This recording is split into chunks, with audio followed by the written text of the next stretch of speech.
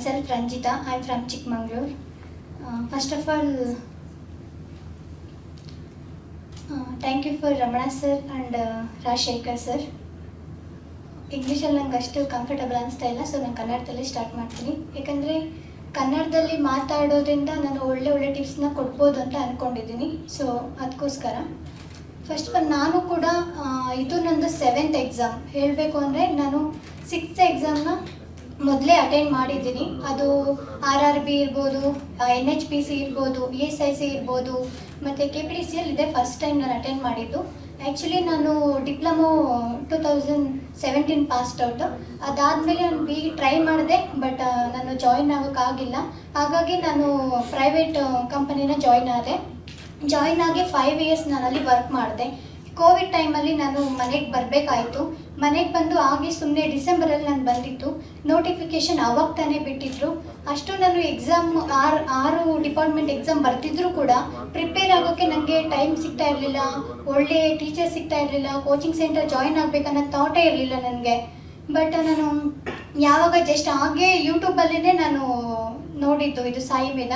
ಹಾಗೆ ಸರ್ಚ್ ಮಾಡ್ತಾ ಇದ್ದಾಗ ವೀಡಿಯೋಸ್ ನೋಡಿದೆ. ಫಸ್ಟ್ ಆಫ್ ಆಲ್ ಈಗ ಯಾವುದೇ ಎಕ್ಸಾಮ್ ಆಗಿರಲಿ, ನಾವು ಅದನ್ನು ಕ್ರ್ಯಾಕ್ ಮಾಡಬೇಕಂತ ಹೇಳಿದರೆ ನಾವು ಅದ್ರ ಕಡೆ ಫುಲ್ಲು ಫೋಕಸ್ ಮಾಡಬೇಕಾಗುತ್ತೆ. ಬೇರೆ ಎಲ್ಲದನ್ನು ಸೈಡಲ್ಲಿಟ್ಟು ಆ ಎಕ್ಸಾಮ್ನ ನಾವು ಈ ಸಲ ಕ್ರ್ಯಾಕ್ ಮಾಡಲೇಬೇಕು ಅನ್ನೋ ಒಂದು ಥಾಟ್ ಇಟ್ಕೊಂಡು ನಾವು ಸ್ಟಾರ್ಟ್ ಮಾಡಬೇಕು.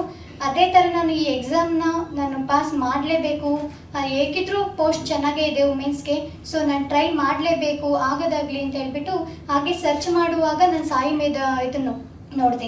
ಫಸ್ಟ್ ನಾವು ಮೆಟೀರಿಯಲ್ನ ನಾವು ನೋಡ್ಕೋಬೇಕು ಅಂತ ನೋಡಿದಾಗ ರಾಜಶೇಖರ್ ಸರ್ ತುಂಬ ಚೆನ್ನಾಗಿ ಮೆಟೀರಿಯಲ್ಸ್, ಅದು ಜಸ್ಟ್ ಯಾವ ಥರ ಅನ್ನಿಸ್ತಿತ್ತು ಅಂದರೆ ಈಗ ಜಾಯಿನ್ ಆಗಿಬಿಡ್ಬೇಕು, ನಾನು ಇಲ್ಲೇ ಜಾಯಿನ್ ಆಗಬೇಕು.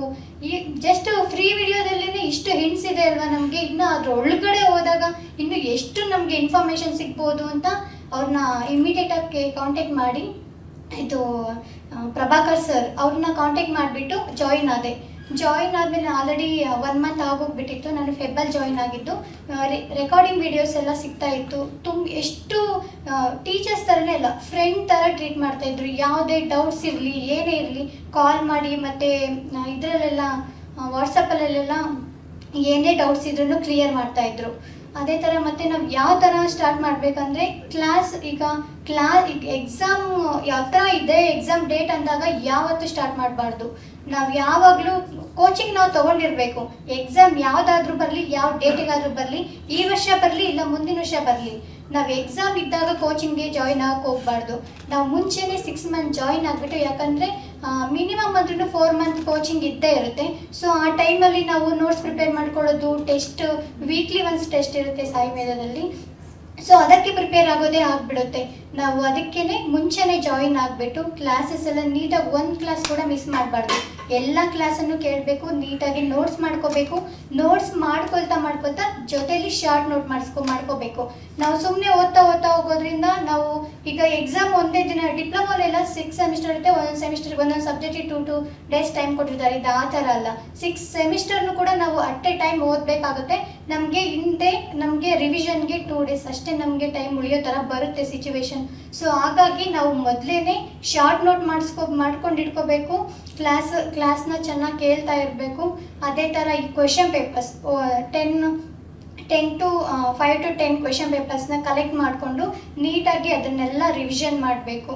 ಮತ್ತು ಸಾಯಿ ಮೇಧದ ಬಗ್ಗೆ ಹೇಳಬೇಕಂದ್ರೆ ನಿಜವಾಗ್ಲೂ ನೀವು ಯಾವ ಕೋಚಿಂಗ್ ಸೆಂಟರಲ್ಲಿ ನಾನು ತುಂಬ ಜನ ಕೇಳಿದ್ದೀನಿ. ನಾನು ಆಲ್ರೆಡಿ ಅದು ಬೇರೆ ಕೋಚಿಂಗ್ ಸೆಂಟರಲ್ಲಿ ತೊಗೊಂಡಿದ್ದೀನಿ, ಬಟ್ ಸ್ಯಾಟಿಸ್ಫ್ಯಾಕ್ಷನ್ ಆಗಿಲ್ಲ. ಸಾಯಿ ಮೇಧದಲ್ಲಿ ಬಂದಮೇಲೆ ನನಗೆ ಚೆನ್ನಾಗಿದ್ದಾಗಿರೋದು ಅಂತ ಕೇಳಿದ್ದೀನಿ. ಸೊ ನೀವು ಜಾಯಿನ್ ಆಗಬೇಕಾದ್ರೂ ಅಷ್ಟೇ ನೋಡಿಕೊಂಡು ಚೆನ್ನಾಗಿರೋ ಸೆಂಟರ್ನೇ ಜಾಯಿನ್ ಆಗಿ.